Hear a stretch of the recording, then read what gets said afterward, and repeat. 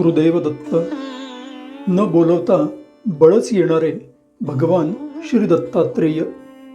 गुरुचरित्राच्या 49व्या अध्यायामध्ये अत्यंत अर्थपूर्ण ओवी दत्तप्रभूंच्या अद्वितीय स्वभावाचं दर्शन घडवत स्पष्टपणे सांगते की एखाद्या पवित्र, सदाचारी आणि अंतःकरणानं निर्मळ असलेल्या भक्ताच्या घरी निमंत्रण नसतानाही दत्तप्रभू येतात. कधीकधी तर बळच त्या घरामध्ये प्रवेश करतात. सामान्य पण मनानं पवित्र असलेल्यांच्या घरी प्रवेश करण्यासाठी दत्तप्रभूंना औपचारिक निमंत्रणाची आवश्यकताच वाटत नाही, कारण त्यांची कृपा पात्रतेच्या अहंकारावर नव्हे तर अंतःकरणामध्ये असलेल्या शुद्धतेवर अवलंबून असते. जिथे भक्ती आहे तिथे ते स्वतःहून येतात आणि आवश्यकता वाटल्यास बळच येतात, न बोलावता येतात. त्यांचं हे वैशिष्ट्य त्यांच्या करुणेची उंची दाखवतं. भक्तांना देवामागे धावण्याऐवजी देवच भक्ताच्या दाराशी येतो. त्यांना बोलवण्याची आवश्यकता नसते.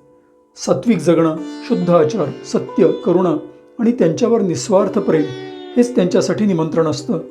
त्यांचं हे वैशिष्ट्य हे आश्वासन देतं की भक्त मला विसरला तरी मी मात्र त्याला विसरणार नाही. हीच दत्तप्रभूंच्या कृपेची महिमा आहे. न बोलावता येणारी आणि प्रसंगी बळच भक्ताच्या जगण्यामध्ये प्रवेश करणारी पूर्णतः अद्वितीय अशी दत्तकृपा. गुरुदेव दत्त.